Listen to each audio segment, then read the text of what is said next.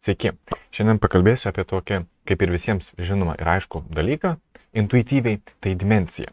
Tai žinome, kad linija ar kokia kreivė turi vieną dimensiją, yra pirmos dimensijos objektas, tai yra vienmatė.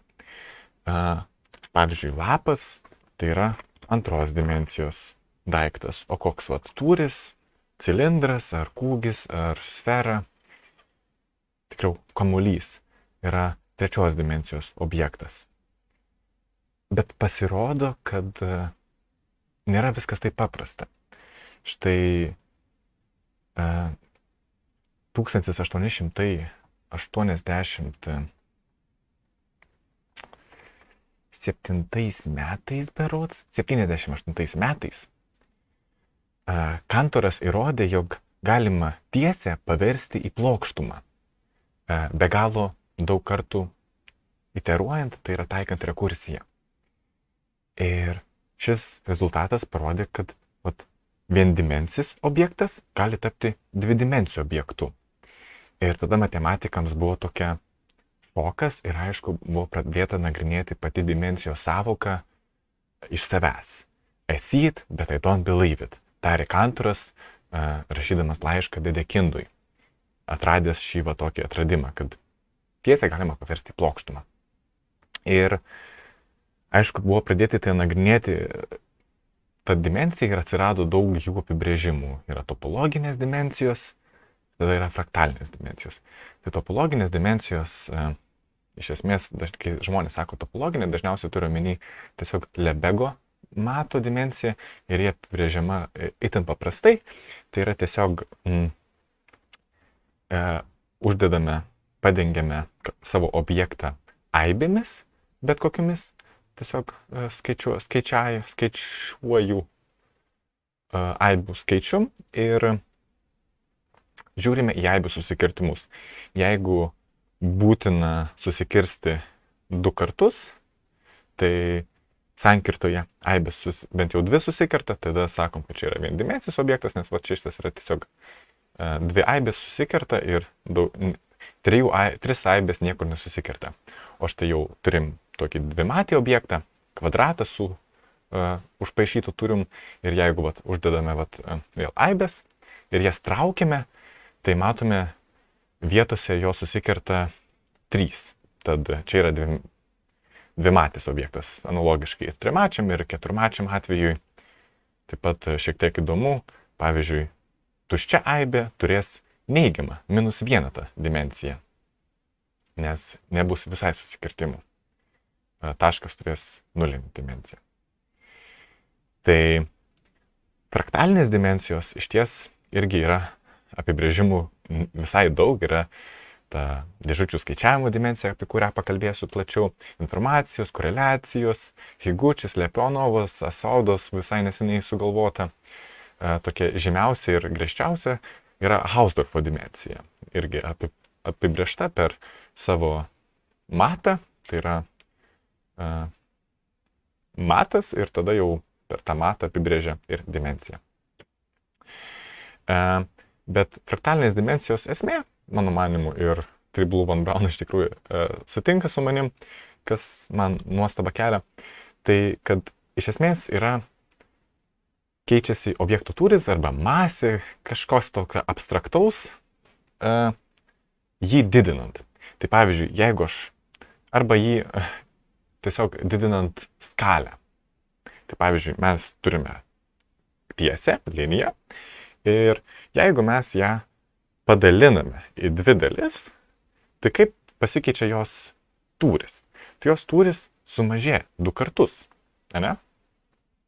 Priklausomai, mes turime pilną, tai tūris sumažėja 2 kartus. Kaip yra su popieriaus lapu? Jeigu mes turime popieriaus lapą ir mes jį sumažiname 2 kartus, tai yra diametrą sumažiname 2 kartus, iš ties jo plotas, tai yra toks tūris, masė, sumažėja 4 kartus.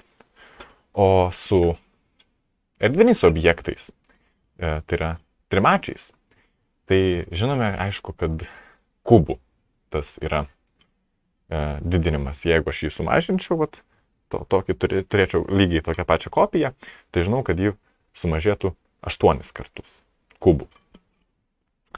Ir tai yra toks santykis. Tai yra dimensija apibrėžia kaip tiesiog tą eksponentę. Turim spindulį čia ir D yra mūsų eksponentė. Tai toks itin intuityvus apibrėžimas ir paprastiems objektams galioja. Tai mes matematikai tą nori išlaikyti, kad intuityvus dalykas galiotų, bet taip pat tada veiktų ir tokiems neįtin intuityviems objektams, kaip pavyzdžiui tos Hilberto, kur rodžiau viršui, čia, tai Hilberto kurv, nežinau kaip, Hilberto kreivė, kad ir šiam objektui veiktų. Ir šiam objektui pasirodo ta fraktalinė dimensija duoda dvejetą, nes tai yra vis dėlto plokštuma. Na, čia be galo daug kartų iteruojant, aišku. Tai kaip gauti tą D, na, žinome, abi pusės logaritmuojam ir mes ką gausim? Aišku, gausime, kad tiesiog logaritmas padalintas iš logaritmo bus mūsų ta D. Arba kitaip tariant, tai yra tiesiog, jeigu mes piešim ant log grafiko, tai bus mūsų krypties koeficientas, kaip greitai ta tiesė kyla. Ir labai panašių būdų yra apibrėžiama būtent dėžučių skaičiavimo dimensija. Tai yra tik nematuojamas pats daiktas, nes kažkaip sunkiai jį pamatuoti, bet tiesiog erdvė padalyjama į dėžutes, kažkokio tai dėžutes L dydžio. Ir priklausomai nuo dėžutės dydžio žiūrima, kiek dėžučių užima daiktas. Ir skaičiuojama tos dėžutės. Tai viršuje, čia šitais log grafikas nuo dėžučių kiekio ir apačioje nuo dėžutės dydžio. Ir tas krypties koeficientas M ir apibrėžia mūsų dimensiją. Tai aišku, įprastiems objektams vėlgi šis apibrėžimas, kaip matosi, tikrai galioja, o jau sudėtingesniems fraktalams duoda kažkokią tai fraktalinę dimensiją. Tai čia toks tikslesnis apibrėžimas, tai yra limitas į nulį, kai dėžutės dydis eina į nulį. Aišku, realiam gyvenime negalime to padaryti, bet galime maždaug aproksimuoti. Jeigu pakankamai ilgai yra, nesikeičia ta krypties koeficientas, pastovi ir tiesiai, tai galim sakyti, kad čia jau yra tikriausiai, fraktalas, nes aišku, negalim iki nulio priartėti empiriniam pasaulyje. Arba tiesiog langelių kiekis didėja.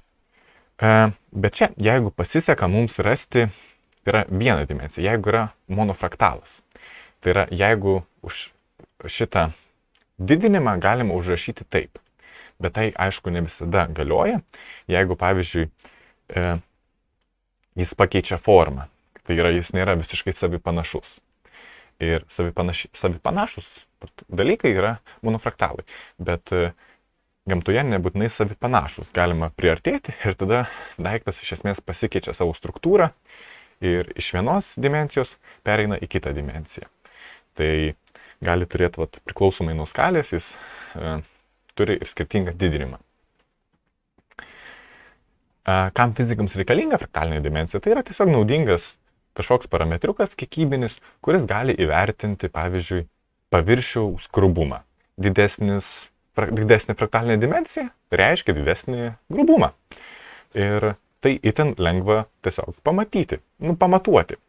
O pamatuoti mėgsta fizikai. Tai pavyzdžiui, sulamdyto lapo.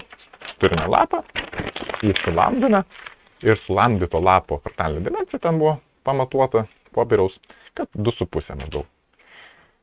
Brokolio 2,7, smegenų 2,8, o plaučių jau ten vienur 2,9, kitur 2,8-5, bet čia parodyti du pavyzdžiai ir matosi tokie geresni plaučiai, daugiau deguonies ima, turi didesnį fraktalinę dimensiją, o mažesni jau tokie biški gal kažkaip nusilpę, mažiau tų bronchų, turi 2,7. Tai galima ir padeda net daktarams toks parametras ligas nustatyti, nes tarkim, koks pacientas sveikai plaučiai turi turėti tokį ir tokį fraktalinę dimensiją. Jeigu turi mažiau, tai čia galima jau įtarinėti, kad yra kažkokia liga. Man irgi, vat. Ir smagus dalykas tas, kad tai yra fraktalinė dimensija, ypač dėžučių skaičiavimo dimensija, yra labai gan populiarus dalykas, kad yra tikrai parašyta Pythono ir kitokių kalbų bibliotekėlių ir vat, pačiam tiesiog šiandien nufotkinau medelius ir vat, toks jaunesnis medelis, nežinau ar matosi, dar pilnai nesišakojęs, jo fraktalinė dimensija yra 1,75. Bet čia aišku, dėl to nes 2D nuotrauka. Nepadariau 3D vaizdo. 3D vaizdui tai jau būtų 2 kažkas. O čia vat tokiam didesniam medžiui. Ir matome vėl tą fraktalinę dimensiją nuotraukos yra didesnė. 1,85 prieš 1,75. Ir gali atrodyti, kad čia gal random iškrito, bet tikrai nerandom. Vat čia šitais yra tas pirma nuotrauka 1,75 fraktalinė dimensija. Tada vat 1,84 tokia iš arti spygliai. Tada vat matosi dar sudėtingesnis toks objektas 1,847 medis. Dar padidėja 1,852. Va čia jau iš viso dar 1,92. 1,894. Štai. Toks užpildymas. Tai